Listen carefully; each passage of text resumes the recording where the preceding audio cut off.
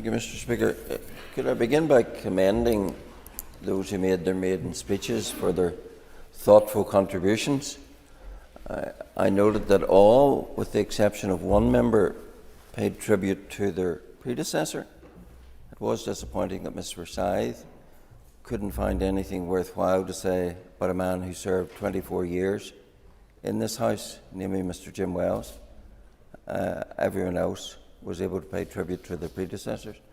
I trust at some point, even now, Ms Forsyth will make good on that oversight.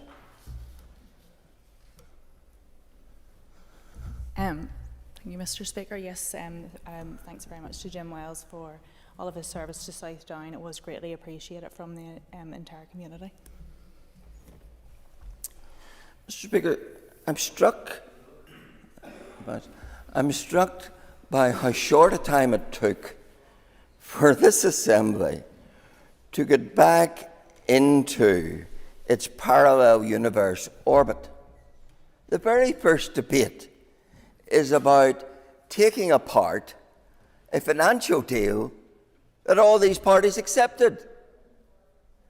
This was what the basis upon which they came back to this House. Yes, I will. In each of the remarks from each of the speakers from right across the parties, we have all acknowledged that the financial package on offer is a temporary stopgap solution. It's to give the executive space to stabilise so the transformation can take place. No one is saying that it is a long-term financial settlement, and it is disingenuous for the member to suggest that individual political parties could negotiate such fundamental change with government. It is for the executive to do that, and the executive is the place to take that forward. Each party that came back to Stormont came back on the basis of the financial deal offered. Now, it's quite clear when you read the letter from Sunday that it's a deal which doesn't match up to anything. You know, very first page, it's clear the current financial package does not provide the basis for the executive to deliver sustainable public services and public finances. But that's the basis you come back on. It will only serve to provide short-term solution. You go on to say that it does not provide the long-term sustainability required. So you come back into an Assembly knowing that you haven't got long-term stability and content to work on that basis. You then go on to tell us that you're over £100 million short even on the public sector pay. You need 690, you've only got 584. So what are you doing here in terms of accepting a deal that sells short our public service workers? And then you point out there's nothing in it for capital funding. It really is quite incredible that the parties who came back here on the basis of this offer, the first item of business is to try and deconstruct it. And we heard from the Sinn Féin speaker the attack on Mr Sunak. That couldn't surely be the same Mr Sunak as Miss O'Neill was hugging yesterday, could it? You know, really, this Assembly is in a parallel universe. And, you know, there were parties here today who would have come back for less. They'd have come back for nothing. They were so keen to get back here.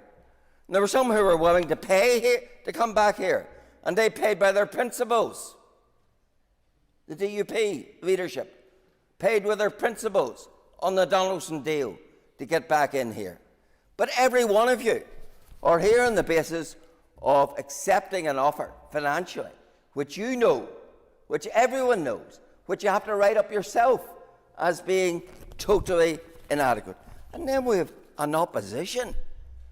What do? They sign the very same government motion. Is that the way opposition is going to work in this Assembly? That there's not that they're cheek by jowl with government? No amendment pointing out the folly of accepting that which falls short.